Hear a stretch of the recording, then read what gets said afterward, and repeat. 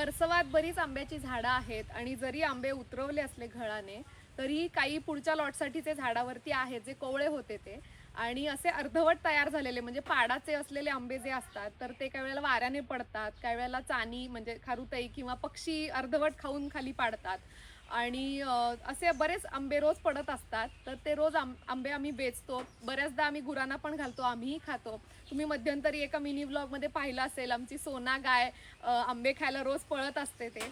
तर त्यात बऱ्याच जणांनी विचारलं सुद्धा की तिला खाऊ द्या ना आंबे का तुम्ही घेऊन जाताय तिला वगैरे. तर काय होतं, आंबे ते अर्धवट आंबट असतात आणि असे आंबे खाल्ल्यानंतर जास्त जर खाल्ले तर त्यांचे दात, गुरांचे दात आंबतात आणि त्यामुळे मग पेंडा वगैरे गुरं खाऊ शकत नाही.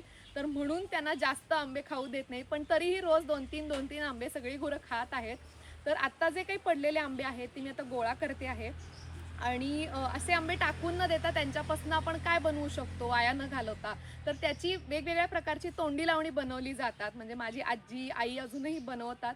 तर त्यापैकी काही 4-5 रेसिपीज पटकन होणाऱ्या तुम्हाला मी दाखवते. मी आता जे 4 पदार्थ तुम्हाला सांगणार आहे ते आता हळूहळू कमी घरांमध्ये केले जातात असे आहेत, पण खूप चविष्ट असतात आणि पटकन होणारे असतात.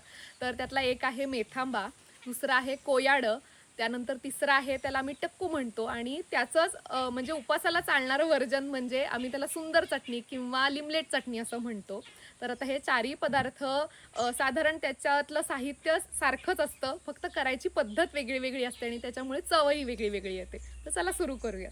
हे पदार्थ इतके सोपे आहेत की अगदी नवख्या माणसाला, पहिल्यांदा पदार्थ करणाऱ्या माणसाला सुद्धा जमतील असे आहेत. कारण त्याच्यामध्ये जे काही साहित्य आहे त्याचं काही प्रमाण असं ठरलेलं नसतं. जसं तुम्हाला आंबट गोड चव आवडते आणि जशी कैरी आंबट गोड आहे त्याच्या प्रमाणे तुम्ही त्याच्यामध्ये गूळ साखर कमी जास्त करून हे पदार्थ बनवू शकता. तर पहिल्यांदा मी आधी कैऱ्या सगळ्या धुवून घेतलेल्या आहेत आणि आता ह्या कैरीची सालं काढून घेते. टक्कूसाठी किंवा लिमलेट चटणीसाठी मला हे खिसायच्या आहेत कैऱ्या, तर त्यामुळे ह्याची सालं आता मी आधी काढून घेते.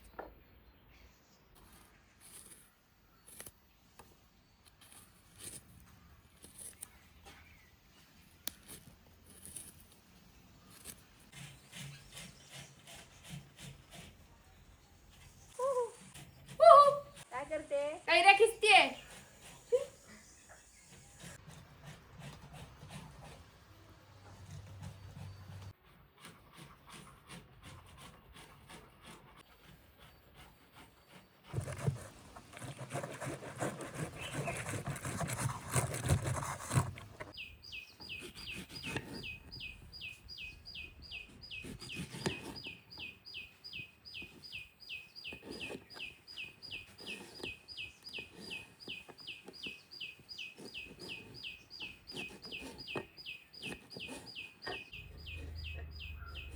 हे मेथांब्यासाठीचे आहेत आणि हे पाडाचे आंबे आहेत. थोडे कच्चे असतील तुम्हाला मिळाले तरी सुद्धा चालतील.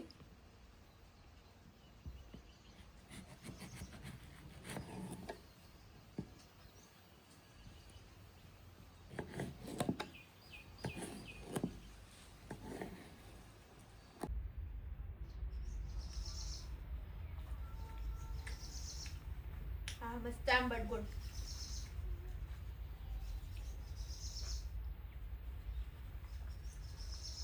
हे जे छोटे बिटके आंबे आहेत तर त्याचा वरचा देठ मी काढून घेतेय आणि वरची बाजू फक्त थोडीशी उघडून ठेवणार, कारण आपल्याला हे अखंड असे फोडणीमध्ये घालायचे.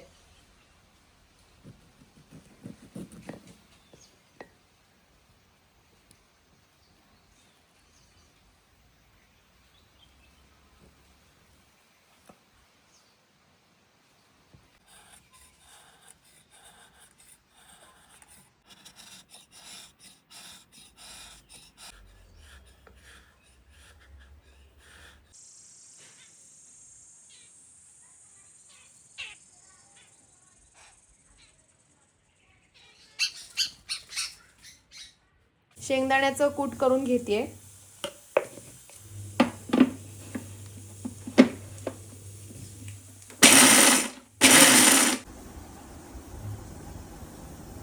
खिसलेली जी कैरी आहे तर त्याच्यामध्ये आपल्याला टक्कूसाठी गूळ घालायचा आहे, दाण्याचं कूट घालायचं आहे, तिखट घालायचं आहे आणि थोडंसं मीठ घालायचं आहे. टक्कूसाठी आपल्याला वरनं फोडणी घालायची आहे आणि जी सुंदर चटणी आहे जी उपासाला सुद्धा चालते त्याला फोडणी वगैरे काही घालायची नाहीये, ती तशीच फक्त दाण्याचं कूट, गूळ आणि लाल तिखट मीठ एवढीच ती चटणी असते. फोडणीमध्ये आपल्याला मोहरी घालायची आहे, मेथीची पावडर घालायची आहे आणि हिंग घालायचा आहे. तर आता मी या किसलेल्या ह्याच्यामध्ये गूळ घालून घेते.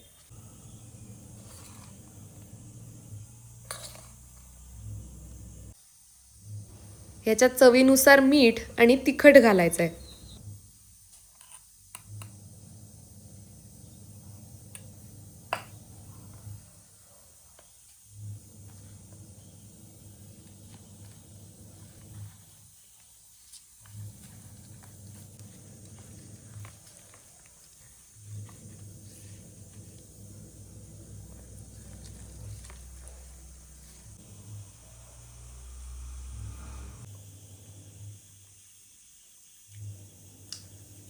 बरोबर आहे. त्याच्यात दाण्याचं कूट घालून घेते, खूप लागत नाही.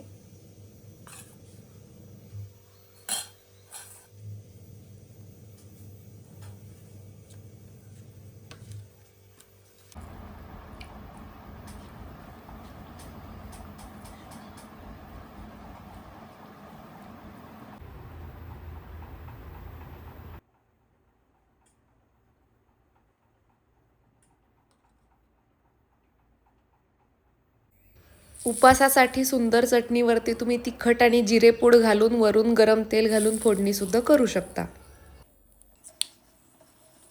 टक्कूसाठी फोडणीमध्ये मोहरी, कारळे, हिंग, हळद आणि मेथीची पावडर असं घालून घ्यायचं. ही फोडणी आपण कालवून ठेवलेल्या मिश्रणावरती घातली की आपलं टक्कू तयार. मेथांब्यासाठी या फोडी मी गरम पाण्यात थोड्याशा वाफवून घेते.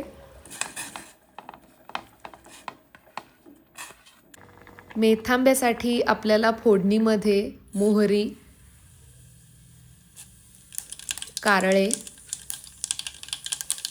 हिंग आणि मुख्य म्हणजे मेथीचे अखंड दाणे, कारण त्याच्या नावातच आहे मेथांबा, त्यामुळे मेथीचे अखंड दाणे आपल्याला घालायचे आणि लाल सुकी मिरची, थोडीशी हळद. त्यामध्ये या आपण शिजवून घेतलेल्या फोडी घालायच्या.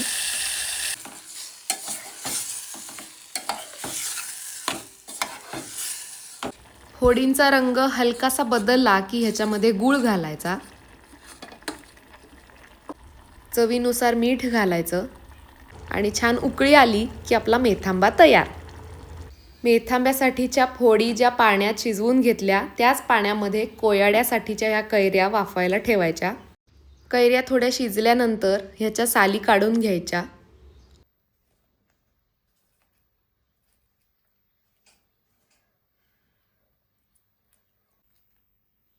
कोयाड्यासाठी आधी आपण मेथी पावडर घातलेली फोडणी मी घेते.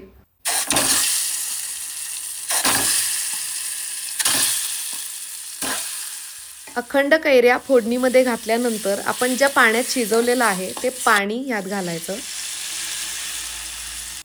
चवीनुसार मीठ घालायचं, गूळ घालायचा, व्यवस्थित उकळी येऊ द्यायची. चारही तोंडी लावणी तयार आहेत.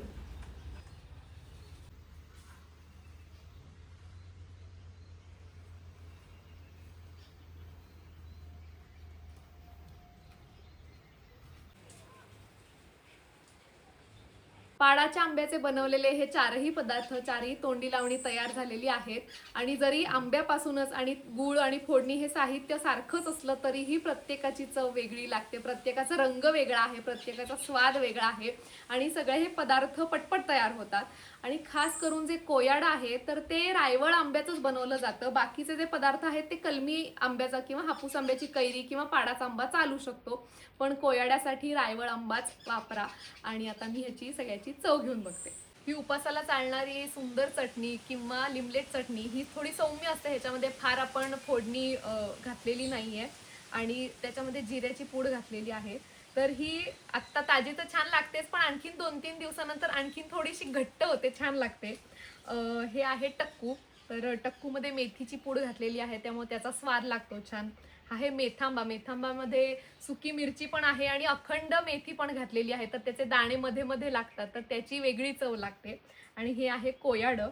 तर कोयड्यात हा जो रस आहे ना बाजूनं, तर हा आंब्याची जी कोय आहे ही अशी थोडी कुस्करून घ्यायची आणि मग पोळीला लावून हे खायचं आहे.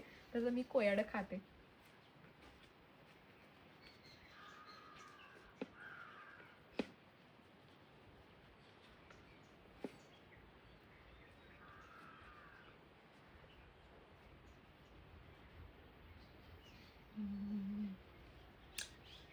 मस्त लागतं एकदम. हा, आंबट गोड छान चव आहे, मस्त.